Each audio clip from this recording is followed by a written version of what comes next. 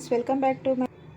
So ಎಲ್ಲರೂ ಹೇಗಿದ್ದೀರಾ? ನಾನು ಕೂಡ ಚೆನ್ನಾಗಿದ್ದೀನಿ. ನೀವೆಲ್ಲರೂ ಚೆನ್ನಾಗಿದ್ದೀರಾ ಅಂತ ಭಾವಿಸ್ತಾ ಇವತ್ತಿನ ವಿಡಿಯೋ ಸ್ಟಾರ್ಟ್ ಮಾಡಿದೆ. ಇವತ್ತು ಒಂದು ಕರ್ಡಲ್ಲಿ ನಾವು ಚೆನ್ನಾಗಿ ಮಸಾಲೆ ಮಾಡೋದು ಹೇಗೆ ಅಂತ ನೋಡೋಣ. ತುಂಬ ಟೇಸ್ಟಿಯಾಗಿ ಅದ್ಭುತವಾಗಿರುತ್ತೆ, ಒಂದು ಸೂಪರ್ ಟೇಸ್ಟ್ ಕೊಡುತ್ತೆ. ನೀವು ಈ ರೀತಿ ಒಂದು ಸರಿ ಟ್ರೈ ಮಾಡಿ ನೋಡಿ. ಸೊ ಮಾಡೋದು ಹೇಗೆ ಅಂತ ನೋಡೋಣ. ಅದಕ್ಕಿಂತ ಮುಂಚೆ ನನ್ನ ಚಾನಲ್ನ ಯಾರು ಸಬ್ಸ್ಕ್ರೈಬ್ ಮಾಡಿಲ್ಲ, ಪ್ಲೀಸ್ ಸಬ್ಸ್ಕ್ರೈಬ್ ಮಾಡಿದೆ ನೋಡ್ತಾ ಇದ್ದರೆ ಪ್ಲೀಸ್ ಸಬ್ಸ್ಕ್ರೈಬ್ ಮಾಡಿ, ಹಾಗೆ ಒಂದು ಲೈಕ್ ಮಾಡಿ, ಶೇರ್ ಮಾಡಿ, ಕಮೆಂಟ್ ಮಾಡಿ. ಸೊ ಈಗ ಮಾಡೋಣ ಹೇಗೆ ಅಂತ ನೋಡಿ. ಇದನ್ನು ನಾನೀಗ ಕುಕ್ಕರ್ಗೆ ಹಾಕಿ ಒಂದು 3 ವಿಸಿಲ್ಸ್ ಹಾಕ್ಸ್ಕೊಳ್ಳೋಣ. ಇದನ್ನು ಹಾಕ್ಬಿಟ್ಟು ಈಗ ಕುಕ್ಕರ್ಗೆ ಸೇರಿಸ್ಕೊಳ್ಳೋಣ. ಸೊ ಇಷ್ಟೇ ನೀರು ಸಾಕಾಗುತ್ತೆ. ಇದಕ್ಕಿನ್ನೊಂದು ಸ್ವಲ್ಪ ನೀರು ಹಾಕ್ಕೊಳ್ಳೋಣ, ಜಾಸ್ತಿ ಬೇಡ. ಸೊ ಒಂದು 3 ವಿಸಿಲ್ಸ್ ಹಾಕ್ಸ್ಕೊಳ್ಳೋಣ. ನೋಡಿ ಈಗ ಇಷ್ಟು ನೀರು ಹಾಕ್ಕೊಂಡಿದ್ದೀನಿ. ಇವಾಗ ಇದಕ್ಕೆ ಸ್ವಲ್ಪ ಸಾಲ್ಟನ್ನು ಸೇರಿಸ್ಕೊಳ್ಳೋಣ. ಕುಕ್ಕರ್ ಕ್ಯಾಪ್ ಹಾಕಿ ನಾವು ಒಂದು 3 ವಿಸಿಲ್ಸ್ ಹಾಕ್ಕೊಳ್ಳೋಣ. ಇದೊಂದು ಸರಿ ಮಿಕ್ಸ್ ಮಾಡ್ಕೊಳ್ಳಿ.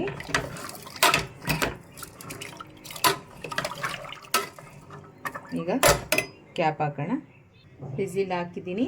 ಸೊ ಕ್ಯಾಪ್ ಕೂಡ ಕ್ಲೋಸ್ ಮಾಡಿ ನಾನೀಗ 3 ವಿಸಿಲ್ಸ್ ಆದಮೇಲೆ ಆಫ್ ಮಾಡಿ ನೋಡೋಣ ಹೇಗಾಗಿದೆ ಅಂತ. ನೋಡಿ ಈಗ ನಾನು ಒಂದು 3/4 ಕಪ್ಪಷ್ಟು ಕರ್ಡ್ ಸೇರಿಸ್ಕೊತಾ ಇದ್ದೀನಿ. ಇದಕ್ಕೆ ಕರ್ಡ್ ಮೇನ್ ಜಾಸ್ತಿ ಬೇಕು. ಹಾಗೆ ನಾನು ಒಂದು 4 ಹಸಿಮೆಣಸಿನ್ಕಾಯಿ ಸೇರಿಸ್ತಾ ಇದ್ದೀನಿ. ತುಂಬ ಚೆನ್ನಾಗಿರುತ್ತೆ, ಈ ರೀತಿ ಮಾಡ್ಕೊಳ್ಳಿ. ತುಂಬ ಟೇಸ್ಟಿ, ತುಂಬ ಜಾಸ್ತಿ ಆಗಿರುತ್ತೆ. ಒಂದು ಸರಿ ಮಾಡಿದ್ರೆ ನೀವು ಇನ್ನೊಂದು ಸರಿ ಮಿಸ್ ಮಾಡಲ್ಲ, ಆ ರೀತಿ ಇರುತ್ತೆ.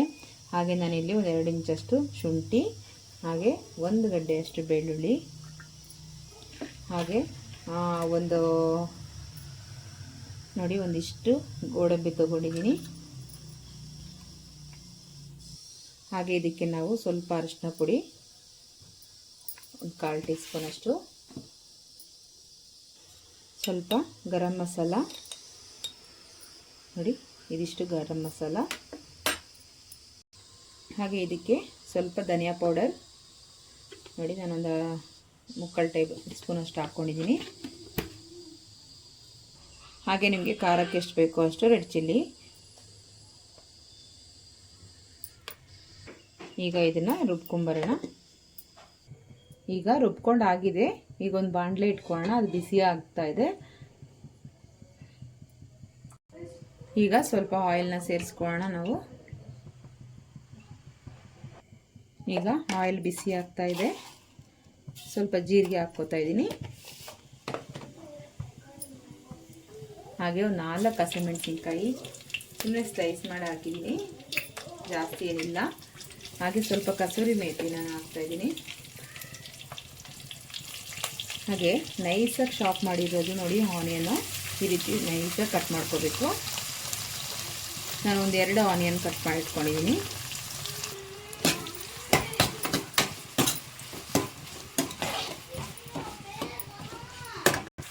ಈಗ ನೋಡಿ ಸ್ವಲ್ಪ ಚೆನ್ನಾಗಿ ಆನಿಯನ್ ಫ್ರೈ ಆಗಿದೆ. ಸೊ ನಾವೀಗ ಕಟ್ ಮಾಡ್ಕೊಂಡಿರೋವಂಥ ಒಂದು 2 ಟೊಮೆಟೊ ಸೇರಿಸ್ತಾ ಇದ್ದೀನಿ. ಅದು ಕೂಡ ನೈಸಾಗಿ ಕಟ್ ಮಾಡ್ಕೊಂಡಿದ್ದೀನಿ ನಾನು. ಟೊಮೆಟೊ ಕೂಡ ಒಂದು 2 ತೊಗೊಂಡಿರೋದು. ಫಾರಮ್ ಟೊಮೆಟೊ ತೊಗೊಳ್ಳಿ, ನಾಟಿ ತೊಗೋಬೇಡಿ. ನಾಟಿಯಲ್ಲಿ ಸ್ವಲ್ಪ ಹುಳಿ ಅಂಶ ಇರುತ್ತೆ, ಹಾಗೆ ನಮಗೆ ಕರ್ಡಲ್ಲಿ ಕೂಡ ಸ್ವಲ್ಪ ಹುಳಿ ಅಂಶ ಇರುತ್ತಲ್ವ. ಸೊ ಹಾಗಾಗಿ ನಾನು ಫಾರಮ್ ಟೊಮೆಟೊನ 2 ತೊಗೊಂಡಿದ್ದೀನಿ, ಹೈಬ್ರಿಡ್ ಟೊಮೆಟೊ. ಸ್ವಲ್ಪ ಬಾಯ್ಲ್ ಆಗಲಿ ಚೆನ್ನಾಗಿ. ಮಾಡ್ತಾ ಇದ್ದಾಗಲೇ ನಿಮ್ಗೆ ಒಳ್ಳೆಯ ಒಂದು ಘಮ ಬರುತ್ತೆ. ಎಷ್ಟು ಚೆನ್ನಾಗಿರುತ್ತೆ ಅಂದರೆ ಅಷ್ಟು ಚೆನ್ನಾಗಿರುತ್ತೆ. ಈಗ ನೋಡಿ ಚೆನ್ನಾಗಿ ಫ್ರೈ ಆಗಿದೆ, ಸ್ವಲ್ಪ ಹಸಿ ವಾಸನೆ ಎಲ್ಲ ಹೋಗಿದೆ, ಟೊಮೆಟೊ ಕೂಡ ಸಾಫ್ಟ್ ಆಗಿದೆ. ಈಗ ನಾವು ರುಬ್ಬಿಟ್ಕೊಂಡಿರೋ ಮಸಾಲೆನ ಸೇರಿಸ್ಕೊಳ್ಳೋಣ.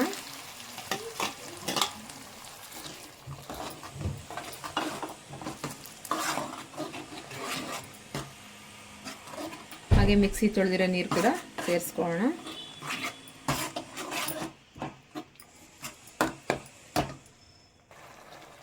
ಈಗ ರುಬ್ಬಿರೋ ಮಸಾಲೆ ನೀರು ಕೂಡ ಸೇರಿಸ್ತಾ ಇದ್ದೀನಿ.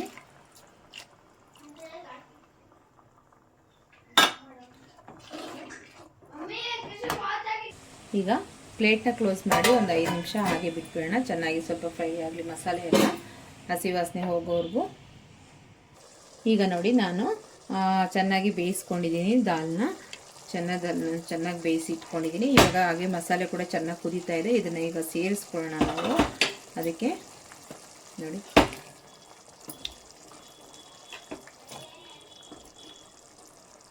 ಈ ರೀತಿ ಎಲ್ಲ ಸೇರಿಸ್ಕೊಳ್ಳೋಣ.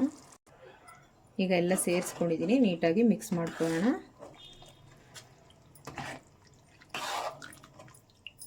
ಕಾಳೆ ಜಾಸ್ತಿ ಆಯಿತು.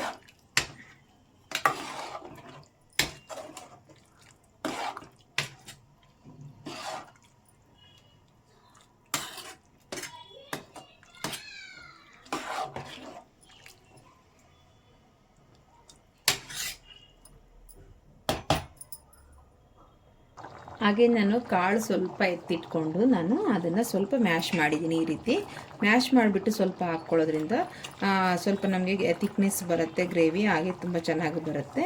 ಸ್ವಲ್ಪ ಒಂದು ಇಡಿಯಷ್ಟು ಕಾಳು ಹಾಗೆ ಎತ್ತಿಟ್ಕೊಳ್ಳಿ ನೀವು ಬೇಯಿಸಿರೋದನ್ನು. ಅದನ್ನು ಈ ರೀತಿ ಹಾಕ್ಕೊಂಡು ಮಿಕ್ಸ್ ಮಾಡ್ಕೋಬೇಕು.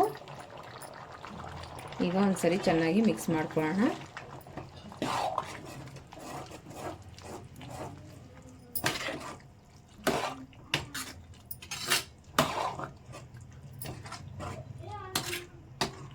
ಈ ರೀತಿ ಚೆನ್ನಾಗಿ ಮಿಕ್ಸ್ ಮಾಡಿಕೊಂಡು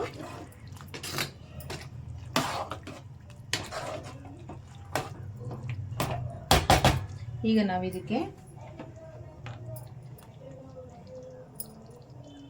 ಸ್ವಲ್ಪ ನಾವು ಇದು ಮೇಲ್ಗಡೆ ಗರಂ ಮಸಾಲ ಹಾಕ್ಕೊಳ್ಳೋಣ. ಸ್ವಲ್ಪ ನಾನು ಒಂದು ಅರ್ಧ ಟೇಬಲ್ ಸ್ಪೂನ್ ಅಷ್ಟು ಹಾಕ್ಕೊಂಡಿದ್ದೀನಿ ಗರಂ ಮಸಾಲ. ಹಾಗೆ ಸ್ವಲ್ಪ ಆನಿಯನ್ಸ್ ಹಾಕ್ಕೊಳ್ಳಿ ಈ ರೀತಿ. ಕೊತ್ತಂಬರಿ ಸೊಪ್ಪು,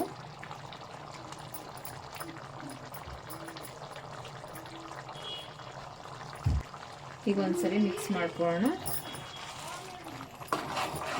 ನಾವು ಆಲ್ರೆಡಿ ಕಾಳು ಬೇಯಿಸುವಾಗ ಸಾಲ್ಟ್ ಹಾಕ್ಕೊಂಡಿದ್ದೀವಿ. ಸೊ ನಮಗೆ ಇವಾಗ ಎಷ್ಟು ಬೇಕಾಗುತ್ತೋ ಸಾಲ್ಟ್ ನೋಡಿಕೊಂಡು ಒಂದು ಸ್ವಲ್ಪ ಹಾಕ್ಕೋಬೇಕು.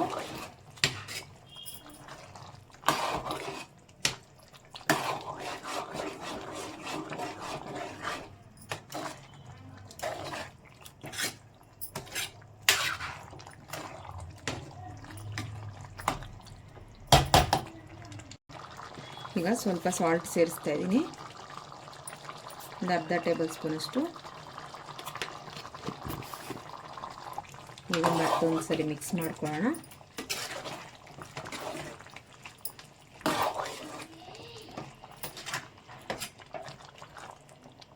ಈಗ ಪ್ಲೇಟ್ ಮುಚ್ಚಿ ಒಂದು 5 ನಿಮಿಷ ಕುದಿಸ್ಬಿಡೋಣ. ಈಗ ನೋಡಿ, ಪ್ಲೇಟ್ ಓಪನ್ ಮಾಡಿ ನೋಡೋಣ.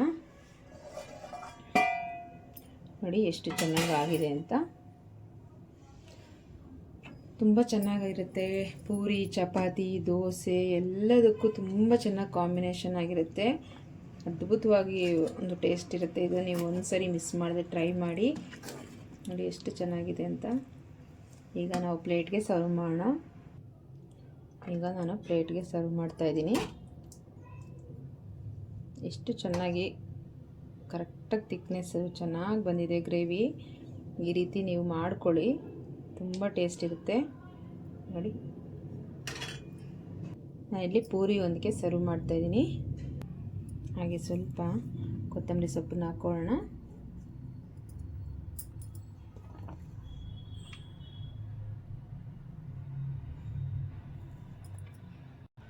ನೋಡಿ, ಇವಾಗ ರೆಡಿಯಾಗಿದೆ. ಸೊ ನಿಮ್ಮೆಲ್ಲರಿಗೂ ಇಷ್ಟ ಆಗಿದೆ ಅಂದ್ಕೊತೀನಿ. ಈ ವಿಡಿಯೋ ಫುಲ್ ಎಂಡ್ವರೆಗೂ ನೋಡಿ, ಕಮೆಂಟ್ ಮಾಡೋದು ಮರಿಬೇಡಿ.